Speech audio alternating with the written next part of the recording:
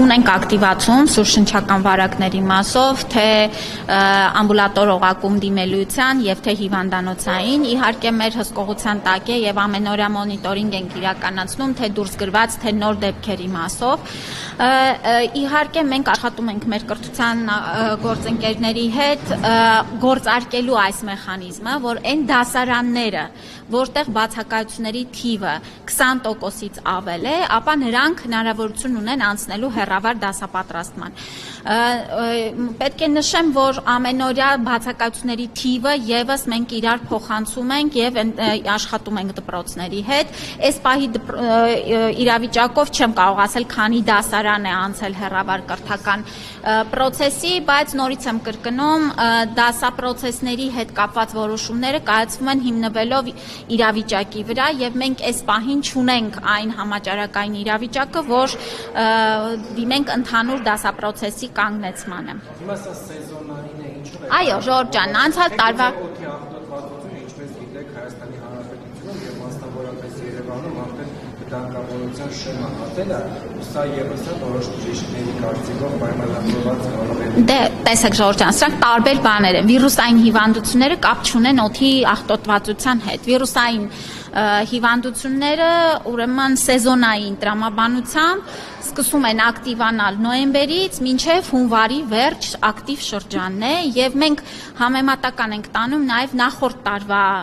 ուրեմն թվերի հետ ըստ էության շատ փոքր շեղում ունենք անցյալ տարվա սեզոնային գրիպի ակտիվացման ցուցանիշներից փոքր ավելացում ունենք, բայց այստեղ էլ պետք է տեսնենք, որ անցյալ տարի ավելի շուտ էր սկսվել ակտիվացման գործընթացը, այսինքն մենք նոյեմբերի սկզբից արդեն բավականին ակտիվացում ունեինք, այս տարի մի փոքր ավելի ուշ են այս վարակները շրջանառվել։ Նշեմ, որ այո, շրջանառվող շտամը H3N2-ը ունի սպეციფიկ ատիպիկ է եւ ջերմության բարձրացում, կայուն ջերմություն է առաջացնում մանավանդ մինչև 18 տարեկանների մոտ եւ նորից շեշտադրում եմ, որ եթե չունեք ախտանշաններ, ապա խնդրում ենք մանավանդ ռիսկի խմբերին անպայման պատվաստվել, որովհետեւ մեր ցուցանիշները նաեւ ցույց են տալի պատվաստված անձինք կամ չեն վարակում կամ վարակվելու պարագայում շատ թեթև են տանում ախտանշանները։ Իսկ ովքեր են հիմնականում տարիքային խոցերի համար երեխաները եւ այս շտամի հիվանդացության մասով էլ երեխաները մինչեւ 18 տարեկան ավելի ըստ էության ծանր են տանում հիվանդությունը, բայց պետք է նշեմ, որ քրոնիկ հիվանդություններ ունեցողները, շաքարային դիաբետ, սրտանոթային հիվանդություններ ունեցող եւ 65-ից բարձր քաղաքացիները եւս շատ խորհուրդ է տալիս, որ պատվաստվեն։ Թոքաբորբի դեպքեր են ավելացել էլի այս շտամով է պայմանավորված սա է Թոքաբորբեր հանգեցնում է ոչ միայն այս շտամը, այլ շրջանառվում են նաև այլ վարակներ եւ այո, մենք դիտարկում ենք նաև հիվանդանոցային օղակում թոքաբորբերի ցուցանիշները, բայց որևէ այսպես ահագնացող կամ մտահոգություն առաջացնող պատկեր այս պահին չունենք։ Չընկնի ջարդվի։ Դիկին նախարար, իսկ տեղեկությունները ինչ-որ սինգապուրյան, եթե չեմ սխալվում, վիրուսա տարածված, դա ինչքանով է։ Դե ես շտամի անունն եմ հնչեցնում, չգիտեմ ինչ անուններ դրան հավելյալ տալիս են, շրջանառվում է H3N2 ատիպիկ գրիպը։ Չեմ լսել, որ դրա անունը սինգապուրյան են ասում, մեկ Հոնկոնգ էին ասում, հոնկոնգյան գրիպ։ Հա, դե տարբեր բրենդներ են տալիս։ Ավանեսյան, ես վիրուսների ֆոնին մի հարց կա, որը շատ բարձրացրեցին տարբեր քաղաքացիներ, ես ուզեի դրան անդրադառնել, խոսքը առաջին է բուժօգնության տրամադրումը, երկրորդ հիվանդը երեխային տեղափոխում է հիվանդանոց, ոչ թե պոլիկլինիկա, հիվանդանոց եւ այդ խորհրդատվությունը վճարում է ենթադրում, արդեն 10,000 դրամ է բոլոր տեղեկություններ, թե ոչ։ Ինչ որ մի փուլում այս վճարումը չկար, չգիտեմ, չէին վերացնում թե ոնց է, բայց չկար։ Ես դժգոհությունները շատ են, որ այդ ինչպես ենք ասում, որ մինչև 18 տարեկանների բուժօգնությունը անվճար է։ Հնարավոր չէ սա առաջին օղակ առանց անցնելու այդ դա փոխվի եւ իսկապես Չէ, հնարավոր չի, որովհետև դա ճիշտ ուղի չի։ Տեսեք, առաջնային օղակը իր դերը ունի եւ մարդը, եթե ցուցանիշներ չունի հոսպիտալացման կամ էմերջենսի ծառայության, ապա պետք է դիմի պոլիկլինիկական օղակում։ Եթե անձը շրջանցում է այս օղակը եւ ուղիղ գալիս է հիվանդանոց, արտահիվանդանոցային դեպքի համար, ապա դա համարվում է վճարովի խորհրդատվություն։ Եթե մենք այս բոլոր կանոնները չապահովենք, ուրեմն չենք ունենա բավարար արդյունքներ եւ կստացվի, որ մեր անգամ թեթև դեպքերը կգնան հիվանդանոց, կծանրաբեռնեն հիվանդանոցները եւ ծանր դեպքերի սպասարկման համար խնդիրներ կունենան։ Բայց այդ առաջին օղակից միջև հասնելը այնքան խնդիրներ առաջանում, ոչ թե որ Որևէ խնդիր չի առաջանում։ Տեսեք, պոլիկլինիկան ունի Որտեղի միջև մի ուղեգիր տրամադրել ու հասնես հիվանդանոց։ Եթե ուրեմն երեխային մանկաբույժը նայել է եւ ցուցում չի տվել հոսպիտալացման, նշանակումները արել է տանը բուժում ստանալու, ապա սա մի իրավիճակ է։ Երբ որ երեխան այցելել է մանկաբույժին եւ մանկաբույժը հայտնաբերել է այնպիսի ախտանշաններ, որոնք հրատապ հոսպիտալացման են, դա լրիվ ուրիշ ռեժիմով է գնում։ Բայց պետք է հետևեն կանոններին եւ սա միայն մեր համար չի, սա գրագետ մոտեցումն է։ Տիկին Ավանեսյան, երկու հարց, մեկը նորից առողջապահական, բայց տեսեք Արցախի տոնի տեղահանված քաղաքացին ազանգում է, որի երկու առողջապահած երեխաները ովքեր ունեն շարժողական կողմեր խնդրի, չեն կարողանում ձեռք բերել սայլակներ եւ հիմա դիմում է եւ առողջապահության նախարարությունը եւ հայվանները հնարավոր է նաեւ որոշակի անոնիմ նախարարությունը չմտի որպեսզի կարողանան այդ սայլակները ձեռք բերել, որովհետեւ մեր աշխատել կողմերը այդ երկու երեխաները կամ կոնտակտները, որոնք բարձրացված են կնոջ կողմից սոցիալական ցանցերում, ասում են, որ կողմեր հաշտարվում այն հանդիմանքը, որ Արցախից են պետք է տեղահանությունը մնաց չի տալիս եւ ուղղորդում է տարբեր գերատեսչություններ։ Չկա նման բան, չի կարող նման բան լինել։ Իհարկե սայլակների տրամադրումը իրականացնում է սոցիալ նախարարությունը, բայց ես կխնդրեմ կոնտակտները փոխանցեք, ես անձամբ կզբաղվեմ անպայման։ Եվ երկրորդ հարցը արդեն ներքաղաքական դուք Նիկոլ Փաշինյանի Գյումրիում ելեչում սպասում պատարակի մասնակիցն է։ Նախ ինչպես է գնահատում այն հանդիմանքը, որ պատարակից մեկ օր առաջ եկեղեցու դռները փակվում են ԱՑ-ի միջոցով, կապարակում խմում են, այնտեղ դուրս տալիս մարդիկ սովորական մոտեն եւ պարզապես այդ պատարակը ծառայեցվում է քաղաքական վերնախավին։ Պատարակը չի կարող ծառայեցվել վերնախավին, պատարակը մատուցվում է եւ ուղղված է Աստծուն, Հիսուս Քրիստոսին եւ ոչ մի քաղաքական ենթատեքստ չի կարող ունենալ։ Անվտանգության միջոցառումների առումով չեմ կարող պատասխանել, այո, գուցե երկրի քաղաքական վերնախավի ներկայությունը ուրեմն ենթադրում է անվտանգային որոշակի գործողություններ միջ այդ այցելությունները։ Չեմ կարծում այստեղ որևէ խնդիր կա։ Ինձ հայտնի չի նման տվյալ, դրա համար չեմ կարող մեկնաբանել։ Շատ չեմ հասցնում, որովհետև շատ ծանր աշխատանքային գրաֆիկով ենք աշխատում, գիտեք, որ ապահովագրության ներդրման այսպես ինտենսիվ շրջանն է եւ այո, միայն հասցնում եմ այս գործերը անել։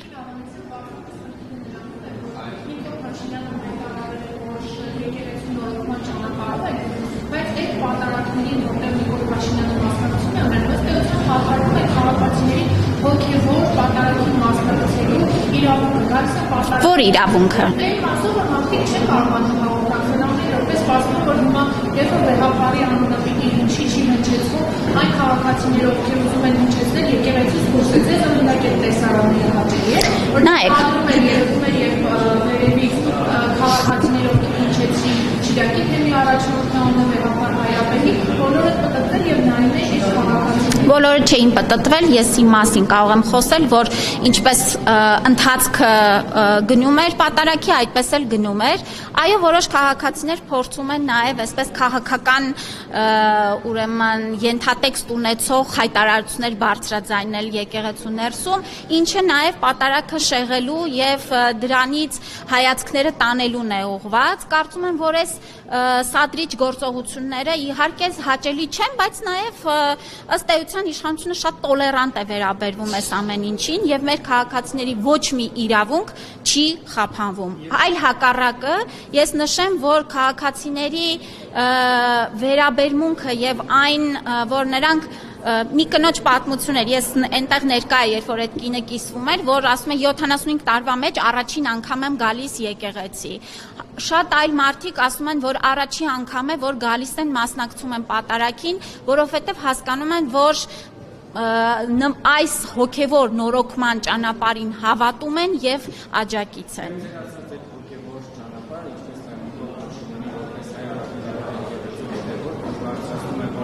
Հոգևորականների բարձրաստիճանային թվում եւ կաթողիկոսի ցանկությունը խախտելու վերաբերյալ, բայց միաժամանակ նաեւ մարդիկ փորձագետները շարքային մարգացիներ ասում են, որ եկեղեցին իբոտ հաշվի իր ասացավ ապրելու ճանապարհով գնում է մի շատ այլ հոգևորականների հետ,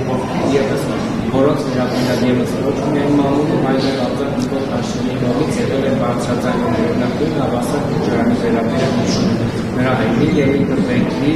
սիրուհիներ ունենալու, երեխաներ ունենալու, նաև մի քիչ առաջ ցելեկրական ալիքներից մեկում տարածվեց նույն Նիկոլ Փաշինյանի համար պատարագ մատուցած հոգևորականը ներողություն ստիպի զարգացումը։ Ես կարծում եմ, որ տեսեք նույն ուրեմն Կճոյանի Սրբազանի կողմից որոշակի դիրքորոշում է արտահայտվել եւ զղջման եւ սա էլ պետք է գնահատել,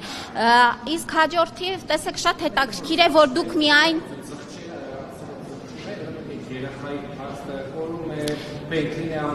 Ես ասում եմ այն ինչ ես նշում եմ այն ինչ որ ինձ հայտնի է եւ ես նման դիրքորոշում տեսել եմ մամուլում իսկ հաջորդիվ ձեր կողմից նշված հարցերը ես կարծում եմ հենց հոգեվոր նորոգման ընթացքը հենց դրա մասին է եւ շատ մեծ նաեւ քաջություն է պահանջում այս մարդկանց կողմից ուրեմն հստակ դիրքորոշում արտահայտել որ այո եկեղեցում կանոնագրքի հետևելը պետք է դառնա միանշանակ պետք է լինի մեր հոգևորականների կողմից բարոյական եւ կանոնագրքի նորմերը պահպանելը միակ հնարավոր տարբերակը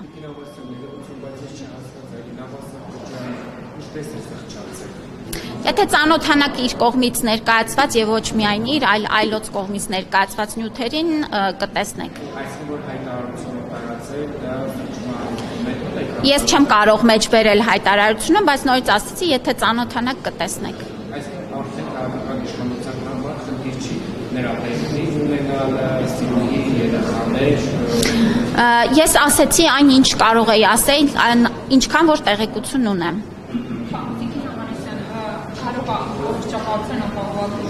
Արդեն առաջին ընթերցման բացել ազգային ժողովի 16-ին լինել է երկրորդ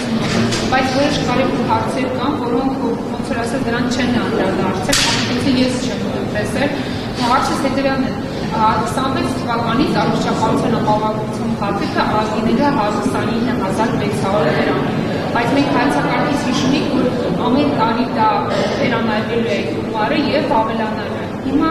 ինձ հետաքրքիր է, որն է մեր կառավարության քաղաքականությունը 27-ին 28-ին է գումարը պահպանվելու է, թե ավելանալու է։ Ինչպես նաև հետաքրքիր է այդ սուբսիդավորման մեխանիզմը, որում առաջարկում է կառավարությունը 26 թվականի համար 27-ին 28-ին եւ հետագա պահպանվելու է, թե չէ։ Եվ երրորդ հարցը, ես այնտեղ հաստատ ուսումնասիրեցի, գրած էր, որ 26 թվականից ապահովագրվելու են նաև մոտակերպ քաղաքացիներ, որոնք աշխատելու ապրելու իրավունքներ են, ինչպես նաև հանրաձեռնարկատերերը, նոտարները, մարդիկ, ովքեր շահաբաժիններ են ստանում, ռոյալտիներ եւ այլն։ Ու իրենք 10,800 ինքնուրույն են վճարել։ Պետությունը նրանց համար չի սուբսիդավորել։ Ճիշտ եմ հասկացել, թե Տեսեք, նախ օրենքի նախագծում ավելացվել է մի դրույթ, որով սահմանվում է, որ ամեն տարի, սկսած 2027 թվականից, ազգային ժողովին ներկայացվելու է առողջության համընդհանուր ապահովագրության նախորդ տարվա արդյունքային ցուցանիշները եւ առաջարկ է ներկայացվելու հաջորդ տարվա սակագնի, այսինքն դրույքաչափի վերաբերյալ։ Եվ սա էլ ձեր կողմից նշված սուբսիդավորման հատվածները որոշվելու են ամեն տարվա բյուջեով, որովհետեւ սա էլ բյուջետավորման ցիկլի մի մաս է դառնալու։ Արդյոք կփոխվեն սուբսիդավորման ուրեմն չափերը եւ այն խմբերը ում որ տրամադրվելու է սուբսիդավորումը ես 27 թվականի համար ես այս պահին չեմ կարող ասել որտեվ դա 27 թվականի բյուջեի շրջանակներում կքննարկվի Արդեն նախատեսում ենք որ եկող տարի բյուջետությունը կշատանա այսինքն համակարգի վրա ծանրաբեռ հատկացուցիչը կշատանա, այսինքն կարող ենք ենթադրել, որ գումարը հետագատարներին կավելանա։ Նման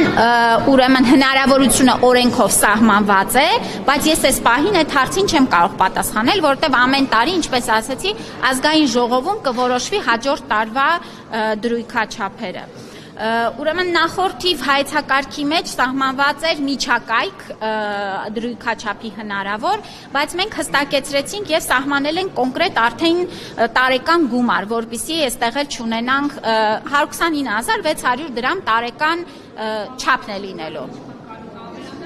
Դե նշեցի, դա կորոշվի ամեն հաջորդ տարվա համար։ Այս պահին չունեմ այդպիսի տեղեկատվություն, ինչքան կբարձրանա։ Երրորդ հարցի հետ կապված 26 թվականից էլ են ներառվելու ուրեմն անհատ ձեռնարկատերը եւ նոտարները, նրանց համար հաշվարկման մեխանիզմը մի փոքր այլ է լինելու, նույնական ինչ որ դրոշմանիշների պարագայում է,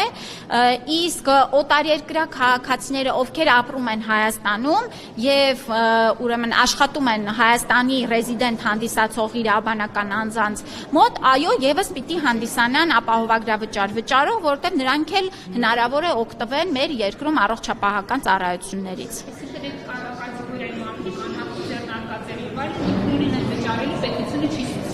Չէ, չի սուբսիդավորելու։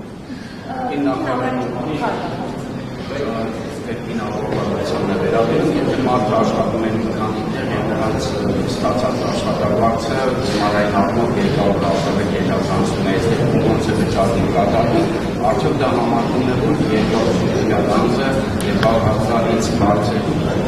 աշխատավարձ է երկրորդ Այո, տեսեք, մենք նախնական նախագծում ունեինք նման հնարավորություն, մտածում էինք ունենալ նման հնարավորություն, որ մի քանի տեղ աշխատելու պարագայում հանրագումարային աշխատավարձը դիտարկենք որպես շեմ, բայց ըստ էության ծրագրային առումով այս տարի չենք կարողանա նման ապահովում իրականացնել եւ պետք է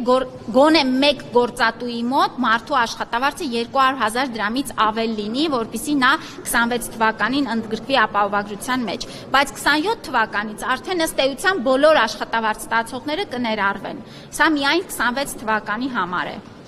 Եվ մի հարց, երկու հարց։ Խնդրեմ։ Չափահաս, արդյոք չափահասի ստացած ապահովագրությունը տարածում է նաև իր անչափահաս երեխաների կամ մեծահասակ ծնողի վրա, որի տարիքը չի գերազանցում 63, այսինքն չի մտնում Ոչ, չի տարածվում, ամեն անձ վճարում է ապահովագրավճար իր համար եւ ձեռք է բերում փաթեթ իր համար։ Մինչեւ 18 տարեկան երեխաներին եւ 65+ տարիքի անձանց ապահովագրավճարը վճարում է պետությունը եւ փաթեթը ակտիվանում է տվյալ անձի համար։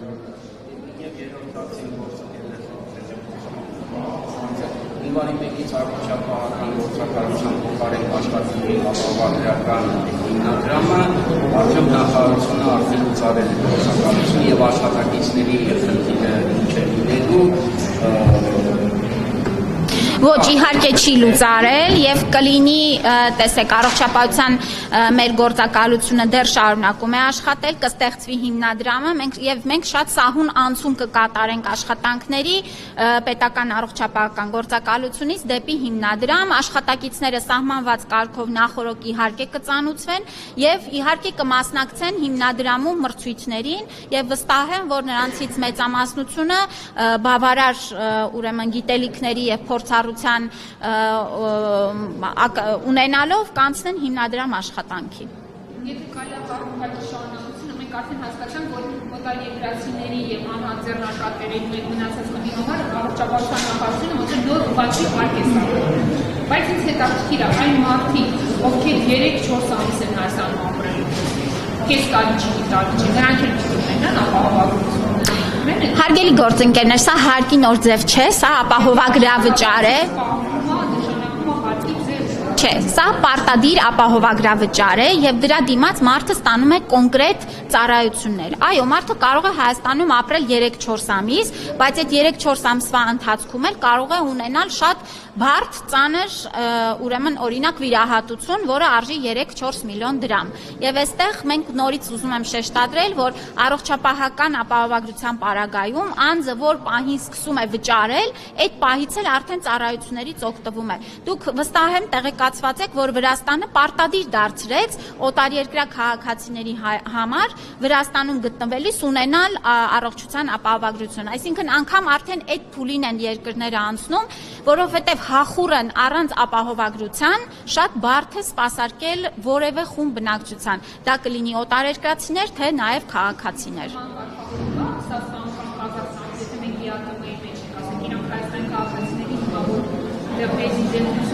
Տալիս էին ապահովագրության մինիմալ քարտեր, հիմա իրանք են միանում քաղաքացիներին տեղասել, որ պարտադիր եկեք վճարեք դրանք։ Իրենք էլ միայն վճարման պարագայում էին ստանում այդ իրենց երկրի համապատասխան եւ եթե տվյալ երկիրը սուբսիդավորում էր, տարբեր երկրներում տարբեր են կանոնները, սուբսիդավորման չափերը եւ այս դեպքում էլ գործում է երկկողմանի պայմանագրերը եւ կտեսնենք ամեն երկրի հետ ինչ պայմանագրային հարաբերություններ ունենք։ Վարչապետը հայտարարում է, որ մեզ պետք չի կաթողիկոս, որը իրեն մարմնի կամ իզերմիցի օտարերկրյա լեյտենանտների։ Մյուս մասն սա տեղեկություն է, որ ինչ կանությունը տիրապետում է, որ օրինակ վեհապարը օտարերկրյա կառույցների զեկույցներ է ներկայացնում։ Վարչապետը իր խոսքում շատ հստակ էր, ազգային ժողովում էլ այս մասին խոսել եւ այս ուրեմն տեղեկատվությունը վերաբերում է կոնկրետ անձի, դա վեհապարի եղբոր մասին է եւ չգիտեմ ինչ ավելացնեմ։ Հստակ էր, որ այս տեղեկությունը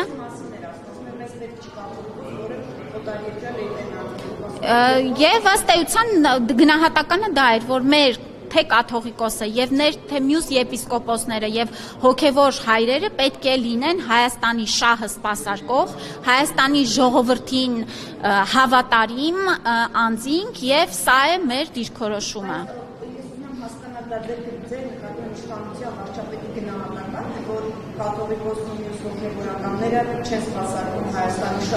Դե եթե այդ գնահատականը չլիներ, ինչպես կարող էր այս գործընթացը սկսել։ Մենք սրա հետ է կապված այս ամբողջ գործընթացը, որ այս անձինք ըստ էության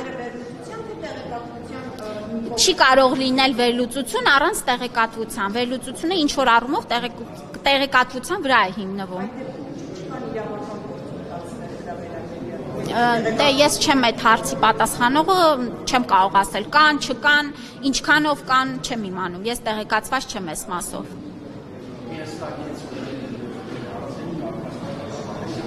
Ապահովագրական գործակալությունը եւ ապահովագրական հիմնադրամը Հիմնադրամը ունի այլ կարգավիճակ, այն հիմնադրամ է, գործակալությունը ուներ ուրեմն առողջապահության նախարարության ոչ թե ենթակայությամբ, այլ կազմի մեջ էր գործում։ Իսկ սա լինելու է առանձին կառավարության կողմից հիմնադրված կառույց եւ սպասարկելու է ապահովագրության ամբողջ գործընթացը եւ իհարկե մինչեւ 2029 թվականը նաեւ պետական պատվերի հատվածը, այսինքն ամբողջական սպասարկումը իրականացնելու է հիմնադրամը։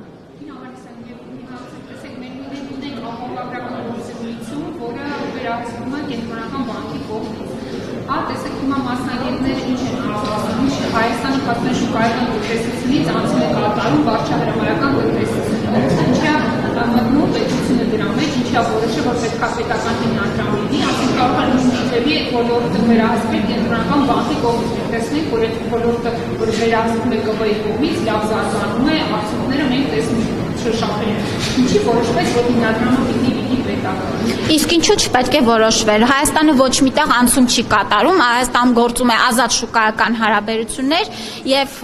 կարող ենք ասել, որ ամեն տարի այդ շուկայի ազատականացման, պայմանների թափանցիկության եւ հավասար հնարավորությունները ավելանում են։ Շատ երկրների օրինակ է, երբ որ առողջապահական ապահովագրությունը, պետական բազային փաթեթը, այո, սպասարկում է պետական հիմնադրամ։ Սա հանրային շահ է եւ հանրային բարիք է եւ մեր կարծիքով այս պահին Հայաստանի տնտեսական, առողջապահական ցուցանիշները ցույց են տալիս, որ այս մոդելը ամենաարդյունավետն է լինելու։ Իսկ մասնավոր ապահովագրական ընկերությունները շարունակելու են աշխատել։ Դուք նաեւ տեղեկացված եք, որ վերջերս ավստրիական շատ խոշոր ապահովագրական ընկերություն Հայաստանում ներդրում իրականացրեց, սա եւս խոսում է այն մասին, որ առողջության համընդհանուր ապահովագրության համակարգը նպաստում է Հայաստանում ընդհանուր առմամբ ապահովագրական շուկայի զարգացմանը։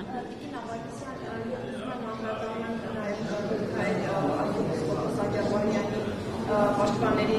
դիմումի մի քանի դիմումներ է ստացվել այսինքն ես կողմից ներկայացրել ձեր ենթակայության գործով ուղղակի եւ ստեղծյան մինչեւ այս բանը հնարավորություն չի ստացել եւ նախընտրած հաստատությունում անցնել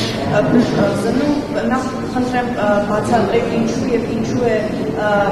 եւ առհասարակնավոր այս մոտեցումը ձեր փոխվի եւ ինչու մի բան նրանք իրականից միջապաշտպանական կենտրոնում Ես պետք է ասեմ, որ մեր անազատության մեջ գտնվող բոլոր անձինք օգտվում են հավասար կերպով անհրաժեշտ բուժօգնությունից եւ չկա որևէ մի անձ այսօր կատարողական հիմնարկում, ով անհրաժեշտություն ունի բուժզնման, սպասարկման, վիրահատության, որը ինչ որ կերպով սահմանափակված է նրա իրավունքը։ Ես սա բացառում եմ, սա իմ անձնական եւ մեր համակարգի հստակ վերահսկողության ներքո է։ Գալով կոնկրետ դեպքին մենք այսօր ենք ստացել նման ուրեմն դիմում եւ միանշանակ կդիտարկենք օրենքով սահմանված ընթացակարգերով կնայենք ընթացք կտանք։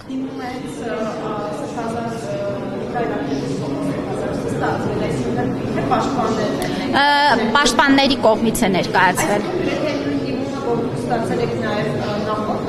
Մենք նախորդ անգամ դիմում չենք ստացել, որը որ համապատասխան ընթացակարգերի ենթադրել է այն պահանջը, ինչ որ նոր հնչեցվում է։ Մեր կողմից տեսեք, քրեակատարողական նայեք, քրեակատարողական հիմնարկում գտնվող անձի բուժ սպասարկումը իրականացում է որոշակի ընթացակարգով։ Դիմումներ են եղել եւ այսպես առաջարկներ են եղել պատշաճ բուժօգնություն կազմակերպելու, որը առանց այդ դիմումների էլ կազմակերպվում էր։ Հարցը վերաբերվում է կոնկրետ բժշկական կենտրոն գնալու հետ եւ սահմանված կարգով դիմելու, այս մասին եմ խոսում, որ նոր ստացել ենք նման դիմում։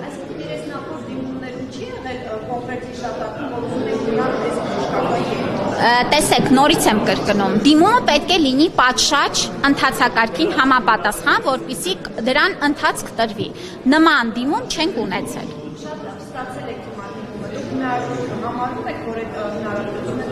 Իհարկե, իսկ ինչու չեմ համարում։ Միանշանակ ինչու ոչ, ես նման հնարավորությունը չբացառեցի։ Ասում է, որ ձեր այդ կողակի աշխատողներից մոտեցել է սրբազանի եւ ասել են կարող են ցանկացած այդ բանալուր, բայց ոչինչ մեդիանը կա։ Տեսեք, հարգելի գործընկերներ, ընդհանուր առմամբ սա նորից եմ կրկնում, պետք չի շահարկումների տեղիք տալ։ Մենք ցանկացած անձի, այդ թվում նաեւ Միքայել Աճապաղյանի առողջական ցանկացած խնդրի մասով եղել ենք շատ ուշադիր, ժամանակին եւ անհրաժեշտ բուժօգնությունը տրամադրել ենք։ Այլ մանրամասների չեմ կարող անդրադառնալ։ Չեմ կարող ասել, ըստ սահմանված կարգի ընթացք կտանք։ Բայց չեք տեսնում եք այդ հնարավորությունը, որ Ես չժխտեցի, որ այո կարող է նման հնարավորություն լինել։